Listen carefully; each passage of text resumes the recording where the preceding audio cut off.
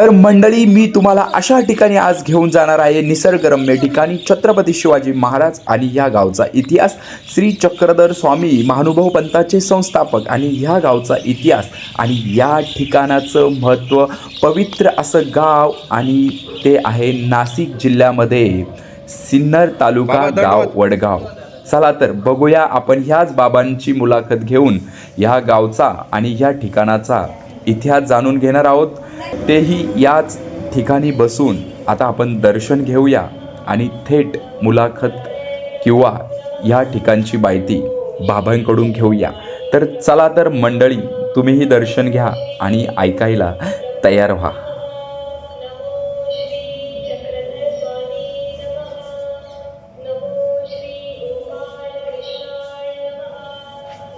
सर्वज्ञ श्री चक्रधर स्वामी महाराज की जय. वडगावचे बाबा की जय.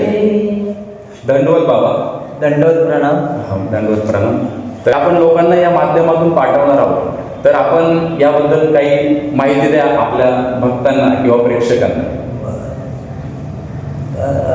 साधारणतः आता श्री चक्रधर प्रभू 715 वर्षापूर्वी श्रीनगर म्हणजे पूर्वीचं सिन्नर, या सिन्नरवरनं बघूर या बसतात, बघूरला जात असताना ह्या वडगाव पिंगळा ह्या गावी थांबले. तर ह्या गावाचं नाव पूर्वी वडआंबा. इथं खूप मोठं वडाचं झाड होतं आणि या झाडाखाली आपल्या भक्तजनांसमवेत आमचे स्वामी इथं थांबले. तर इथं एक झिरा होता. या झिऱ्याचं स्वामींनी एक डायंबा नावाची अच्छा. होती. तुम्हाला मी सांगू इच्छितो की इथं चक्रधर स्वामी या स्थानावरती तुम्ही जो अगोदर व्हिडिओ बघितलाय, इथं त्यांनी म्हणजे निवास केलेला आहे, तर ते सांगताय त्याबद्दल. हां. तर स्वामी इथं ते डायंबा नावाचे एक भक्त होते, त्यांना सांगितलं ते झिऱ्यातून पाणी घेऊन ये. तर पाणी आणलं भक्तजनांबरोबर ते इथं, म्हणून हे पविस्ता. अच्छा, ते जो जिरा होता ते तुम्हाला माहिती आहे की हो, तेच हीच बारव. हा हे सिन्नर तालुका दुष्काळग्रस्त आहे, परंतु त्या झिऱ्याचं साधारणतः परमेश्वराने स्वामींनी जे अवलोकन केलं, त्या अवलोकनामुळं आज ते पाणी एवढं नळेल. तर सिन्नर तालुका पूर्णतः दुष्काळग्रस्त असतो, पण ह्या वडगाव पिंगळ्याचं एक थेंबही पाणी इथं टँकरमुक्त गाव आहे. आणि जोपर्यंत सृष्टी आहे काय, म्हणजे कलियुगाची आयुष्य मर्यादा 4 लक्ष युग आहे. बरोबर काय, तर त्या 4 लक्ष युगापर्यंत हे पाणी थेंबरही कमी होऊ शकतं. अच्छा. तर बाबांनी सांगितलंय की आता मी तुम्हाला जो बाजूला फोटो दिसतोय विहिरीचा, त्यामध्ये ही त्यावेळेला म्हणजे चक्रधर स्वामींनी त्यांच्या शिष्याला सांगितलं होतं, बरोबर आहे ना? हो, झिरा. हा, झिरा.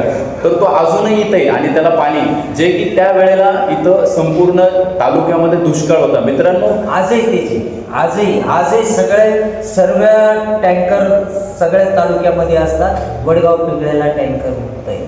बरोबर. आणि एवढं पाणी आहे का कधीच नाही गावात, तुम्ही विचारू शकता. तर मित्रांनो, ही साक्ष देते की चक्रधर स्वामींचा हा साक्षात्कार आहे की ती अजूनही जो बाजूला तुम्हाला जो विहिरीचा, बारबाचा किंवा तो पूर्वी झरा होता, त्याची जी माहिती दिली तो बाजूला आहे. म्हणजे ही आहे चक्रधर स्वामींची लीळा, बोलू आपण त्याला, बरोबर ना? हो, लीळाच केली ना. मग भक्तजनांना ते अवलोकन केल्यामुळं आज जोपर्यंत सृष्टी आहे तोपर्यंत याचा थेंबही कमी होऊ शकत नाही. बरोबर. इथल्या गावकऱ्यांनी किंवा शास्त्रज्ञांनी खूप शोध घेतला, ते पाणी कुठून येतंय, काय येतंय, पण आजपर्यंत त्याचा कुठं हे लागला नाही. बघा, ही गोष्ट तुम्ही नोट डाऊन करा की हे जे स्थान आहे हे आपल्या भारतामध्ये आपण बोलतो 33 कोटी देव आहे, त्यामध्ये हे एक आपल्याला साक्ष तो एक देतंय. थोवा झाला फक्त 33 कोटी. 81 म्हणजे 84 लक्ष योनीमध्ये ज्या योनी याच्या हा जीवांचा भाग झाला. बरोबर. पण परमेश्वर साधारणतः 81 कोटी 1.25 देवता सोडून आज परमेश्वर, बरोबर. त्या परमेश्वरने इथं वास्तव्य केलेलं आहे 750 वर्ष. बघा, अतिशय महत्त्वाची माहिती आपल्यापर्यंत पोचते बाबांच्या माध्यमातून. आणि अजून बाबा आपल्याला खूप असं एकदम गूढ इथलं सांगणार आहे. आणि खरोखर मित्रांनो, मी पण या गोष्टीचा साक्ष आहे. हे स्थान कसं प्रकट झालं आणि हे तुम्हाला बघायला खूप इंटरेस्टिंग आहे. आणि ते बघा, देवाची कला काय असते, क्रीडा काय असते, ते आता ते पुढे सांगणार आहे. बाबा सांगा. आणि नाही, त्याचं महात्मच इतकं थोर आहे का साधारणतः आता इथं हे वडगाव पिंगळा म्हणजे खूप दैवभाग्याचे का परमेश्वर इथे. बरोबर. काय तर हे इथल्या लोकांना महत्व नाही, महत्त्व कळायला पाहिजे का परमेश्वर इथे येऊन गेले. आज अखंड सिन्नर तालुक्यामध्ये पाण्याचा थेंब, दुष्काळ असतो, इथं तुम्हाला पाणी एक थेंबही कमी पडत नाही. बरोबर. काय दुष्काळ होता, स्वामींनी इथं तुम्हाला सुकाळ करून दिलाय. ही गोष्ट लक्षात घेतली पाहिजे. परंतु बाबांना हेच सांगायचं, ते इथं चक्रधर स्वामींची भक्ती करता. आणि ह्या बघा, ते सांगताय की ह्या स्थानाचं महत्त्व गावातल्या लोकांना नाही. म्हणजेच काय अर्थ होतो याचा, की त्यांना बघा, ते याच्यामध्ये असले, प्रवाहामध्ये असल्यामुळं त्यांना याचं बरंच महत्त्व आहे, अभ्यास आहे. ते बोलताय की इथलं महत्त्व, इथलं गाव, इथला साक्षात्कार याचं कुणालाही महत्त्व नाही, हे लक्षात घ्या. आणि अजूनही जागे व्हा. तर इथं छत्रपती शिवाजी महाराज ज्या वेळेस सुरतेवर आक्रमण करायला गेले, त्यावेळेला त्यांच्याबरोबर मोरोजी पिंगळे होते. बरोबर. तर मोरोजी पिंगळे आणि हे जे गाव जे आहे चहू बाजूनी खोल खड्ड्यामध्ये गेलो. हे जे वडगाव पिंगळा खोल खड्ड्यामध्ये असल्यामुळे शत्रू त्याच्यावर वार करू शकत नाही, म्हणून ही जहागिरी मोरोजी पिंगळेंना देण्यात आली. अच्छा, बघा, ही एक गोष्ट आहे, तुम्ही नोट डाऊन करा की मोरोजी पिंगळे, छत्रपती शिवाजी महाराज आणि हे गाव याचाही खूप मोठा संबंध आहे. बऱ्याच लोकांना ही गोष्ट माहीत नसेल, परंतु आपण लक्षात घ्या की मोरोजी पंत या गावाचा मोठा संबंध आहे. आणि या गावाला छत्रपतींचे पाय लागलेले, जसे स्वामींचे बरोबरचे तसे छत्रपती महाराजांचे पाय लागले. बरोबर बरोबर. म्हणजे ह्या गावामध्ये मित्रांनो, छत्रपती शिवाजी महाराज यांच्या पादस्पर्शाने, चक्रधर स्वामी यांच्या पादस्पर्शाने ही पावन झालेली अतिशय पवित्र अशी भूमी आहे. म्हणूनच मी इथला व्हिडिओ तुमच्यापर्यंत पोहोचवतोय. अजून पुढे तुम्हाला खूप काही विशेष बघायला भेटणार आहे, तुम्ही बाबांच्या तोंडून ऐका. तर स्वामी जिथे आता स्थान आहे, इथं भक्तजनांबरोबर पवे स्थान म्हणजे पाणी पिले, त्याच्यामुळे त्याला पवे स्थान ठेवलं आपण. आणि तिथून 50 फुटावर स्वामींची बैसांनी पूजा केली. तर ते पूजा आणि त्याच्यानंतर आरोग्य झाली. यांना सांगा की बैसानी म्हणजे काय? म्हणजे बाईसा म्हणजे भक्त होत्या. अच्छा, बैसानी म्हणजे भक्त होते. हे बाईसा ज्या आहे त्या एक भक्त होत्या, त्यांनी पूजा केली स्वामींची आणि भक्तजनांबरोबर स्वामींनी इथं आरोग्य केली. आरोग्य म्हणजे जेवण केलं. अच्छा, आपल्या भाषेमध्ये जेवण. पण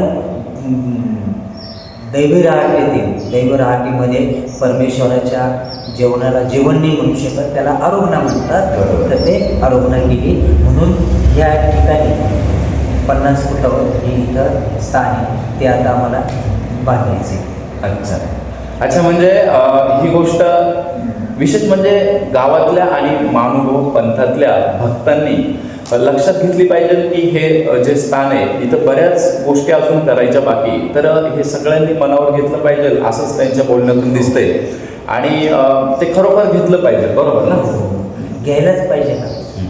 आता एकटा साधक तर काही करू शकत नाही. बरोबर आहे. तर जाधववाडी निवासी, बरोबर, नारायणगाव जवळ आचार्य प्रवर, बरोबर, आमचे मम गुरुवर्य, बरोबर,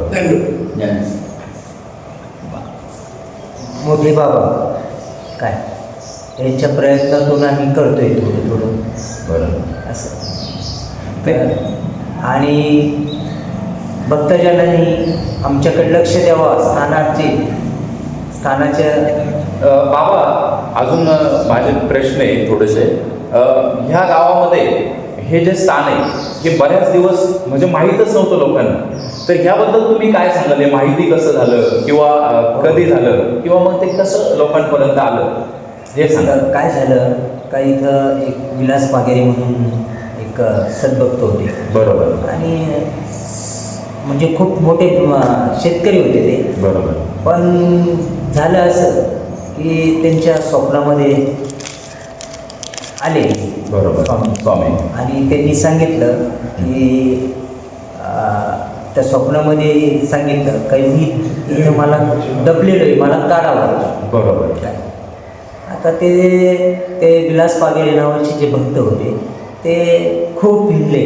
वडाचं झाड त्यांना ते दृष्टांत दिसायचा. बरोबर. ते खूप फिरले. त्यांना काही तर कांद्याचा ट्रॅक्टर भरून ते चालले होते. इथंच त्यांचा तो मोठा आवाज झाला. अच्छा. आणि ते ट्रॅक्टर इथं बंद पडला. आता ती जागा कोणाची आहे काय कळायला मार्गाने. मग हे जे नागरी कुटुंब जे होतं, बरोबर, त्या नागरी कुटुंबाने त्यांनी विचारलं, म्हणजे आम्ही खड्डा करतो JCB लावून किंवा पोकलँड लावून आम्ही खड्डा करतो, नाही झाला तर आम्ही तो परत खड्डा भरून देऊ. बरोबर. या अटीवर त्यांनी तो खड्डा बरोबर. खोदला आणि तिथं देव प्रकट झाले. अर्थात हे जे स्थान आहे मित्रांनो, आपल्या भक्तांनो, की हे बऱ्याच वर्ष, बरोबर ना, पिढ्या म्हणूया आपण, बऱ्याच पिढ्या हे लोकांना माहीत नव्हतं. निसर्गाच्या जे पूर, वादळ, वारा जे काय, त्याच्यामुळं काय झालं की थरावर थर, मातीचे थर आले. आता आम्ही जिथं बसलोय हे एक थोडासा खड्डा आहे मित्रांनो. पूर्वी ह्या लेंथला म्हणजे ह्या लेवलला 700 वर्षापूर्वी याच्या अजून खालपर्यंत प्लेन जागा होती. प्लेन जागा होती. 700 वर्षात ते माती येणी त्याच्यावर थर झाले. बरोबर. असं झालं. आणि मग हे जे स्थान आहे ते अर्थातच बुजलं गेलं. तर मित्रांनो, झालं काय की हे स्थान बुजलं गेलं आणि बाबांनी सांगितलं त्याप्रमाणे अगदी की जे विलास पागेरे होते हे भक्त होते आणि त्यांना सतत ते स्वप्नात आल्यामुळे इथं जाता जाता कांद्याच्या म्हणजे ही खरी गोष्टी मोठा आवाज झाला आणि ट्रॅक्टरही बंद पडला. त्यांना बऱ्याच अडचणी आल्या असे बाकीचे गावकरी पण म्हणतात. ते असो नसो पण यांच्या तोंडून ऐकले आपण, ते सध्या सत्य मानूया. आणि मग ते इथं खोदल्यानंतर ते बाहेर निघाल्यानंतर स्थान नव्या तर ते पोकलँडचं नुसते दात लागले त्या आसनाला. तर एवढा भयंकर आवाज झाला होता तर त्याचे दाते तुटून गेले नुसतं टच झाल्यावर. आणि इथून तर चिंचोलीपर्यंत आवाज झाला. लोक पाहिले इथपर्यंत आलेले, एवढा मोठा आवाज. अरे बाप. म्हणजे ते जे आता ही जमिनीमध्ये होतं हे समजल्यानंतर ते आपण JCBने उकरलं, खोदलं आणि ते जेव्हा त्या स्थानाला स्पर्श झाला त्या पॉकलँडचा, JCBचा, त्यावेळेला त्याचा इतका मोठा आवाज झाला की इथून 5 ते 6 किलोमीटरवरती एक गाव आहे चिंचोली म्हणून, तिथपर्यंत आवाज झाला आणि लोक एकदम जमायला लागले, गर्दी. अरे असं काय झाले. आणि तेव्हा हे हळूहळू मंदिर वगैरे, पण आता बरेच कामं इथं. पाडव्याच्या दिवशी मग 5 वाजता संध्याकाळी ते स्थान. पाडव्याच्या दिवशी पाडव्याच्या दिवशी आपण वर्धापन वर्धापन दिन. अर्थात त्याची तारीख वगैरे काही आठवते तुम्हाला? पाडव्याच्या दिवशी 14 वर्षापूर्वी. हे आत्ता 14 वर्ष झाले आणि पाडव्याचा दिवस होता त्याने. तुम्हाला ही माहिती भेटलीच असेल ह्या स्थानाबद्दल. आपण जसं का जाळीचा देव, सिन्नरमध्ये सिन्नरचा देव, असं महानुभाव पंथामध्ये खूप प्रसिद्ध ठिकाणे, श्रद्धास्थाने जिथं साक्षात्कार होतो. लोक भक्तांना तिथं काहीतरी भेटतं मागितल्यानंतर किंवा साक्षात्कार होतो. आज तर इथं चालू आहे ना. हां, चालू आहे इथं. आता आमचे नवनाथ बाग, बरोबर, त्यांना आता फुलं जातात. बरोबर. म्हणजे भरपूर नारळ बांधले जातात, त्यांचे साधन जातात, त्यांचा अभिमान घेऊन त्यांना फळ देतात. बरोबर. त्याचप्रमाणे इथंही साक्षात्कार होतो असं ते म्हणताय.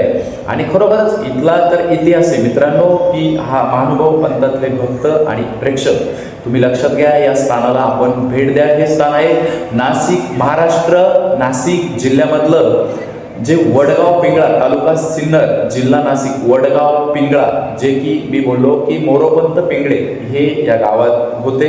आणि छत्रपती शिवाजी महाराज ज्यांचा इथं त्यांच्या पादस्पर्शाने पावन झालेलं हे गाव, की यांचा संबंध आहे. अशा ह्या पवित्र पुण्य गावामध्ये आजपर्यंत तुम्हाला कोणी जे दाखवलं नव्हतं ते आपण ह्या व्हिडिओच्या माध्यमातून दाखवतोय. नक्कीच आपण जे कोण महाराष्ट्र आणि महाराष्ट्राबाहेरील जे स्वामींचे भक्त असतात, चक्रधर स्वामींचे, किंवा इतर जे पर्यटन स्थळासाठी पण येतात, आपल्या धार्मिक हिंदू धर्माप्रमाणे जे धार्मिक स्थळांना भेट देतात, तर त्या लोकांनी इथं येऊ शकता. अतिशय पवित्र, आजूबाजूला तुम्हाला मी दाखवलंच की अतिशय निसर्गरम्य वातावरण आहे. आणि ही पवित्र गाव आहे. वातावरण तर विचारूच नका. नाशिक म्हटलं, प्रभू रामचंद्र यांच्या पादस्पर्शाने पावन झालेल्या या भूमीमध्ये अनेक देवदेवता आहेत. त्यामध्ये हे एक विशेष स्थान आहे जे लोकांपर्यंत पोचलं नव्हतं. म्हणूनच मी ठरवलं की बाबांना याच्याबद्दल, प्रवाहाबद्दल किंवा या स्वामींबद्दल ते भक्त असल्यामुळं भरपूर माहिती आहे आणि त्यांच्याच तोंडून लोकांपर्यंत आपण पोहोचू, म्हणून मी इथं हा व्हिडिओ बनवला. तर तुम्हाला काही सांगायचं असेल तर सांगू शकता, अजून काही राहिलं असेल तर या स्थानाला म्हणजे निघण्यामागं आमचे आचार्य प्रवर मोठे बाबा जाधववाडी निवासी अच्छा हे निमित्त आहे. अच्छा. आणि लीळाचरित्रामध्ये त्याचा उल्लेख आहे. असं हो पण आहे. ते आपल्याला काही वेगळं आहे का जाधववाडीच्या लीळाचरित्रात आहे. अच्छा. म्हणजे मित्रांनो, आपण लक्षात घ्या की ही जी गोष्ट आहे, हे गाव वगैरे वडापा हे सगळं त्याच्यात आहे ना. हे आपल्याला जसं की आपण रामायण महाभारतामध्ये अध्याय बघतो, 6वा अध्याय, 7वा अध्याय, तसं हे लीळा चरित्रामध्ये याचा उल्लेख पहिला अध्याय, बरोबर ना. पहिला अध्याय मराठीचा पहिला अध्याय, बरोबर ना. नंतर लीळा चरित्रामध्ये ना, लीळा चरित्राच्या पहिल्या अध्यायामध्ये आपल्याला ही गोष्ट बघायला भेटते. तुम्ही वाचाल तर तुम्हाला समजेल. आणि हीच तर आपल्या खऱ्या भारतभूमीची, महाराष्ट्राची आणि साधू संत मोठे चक्रधर स्वामींनी लीळा चरित्राचा जो प्रचार केला, जे आपले लोकांना एक प्रवाहामध्ये ठेवलं, ज्यामुळे की लोक आज चांगलं जगताय, हे करताय, ती अजूनही त्याच भक्तीवरती, त्या विचारांवरती, त्या शक्तीवरती जे लोक चालताय. जसं का आपण बाबांकडे बघू शकतो की बाबा ह्या प्रवाहाचे म्हणजे एक मोठी बाजू आहे की हे गाईड करतात लोकांना, म्हणजे ह्या प्रवाहाबद्दल माहिती देतात. त्यांचे पण भरपूर शिष्य असेल. या प्रकारे आपण ही चक्रधर स्वामींचा हा महानुभव पर्यंत चालतो. सर्वज्ञ श्री चक्रधर स्वामी महाराज की जय. वडगावचे बाबा की जय. दंडवत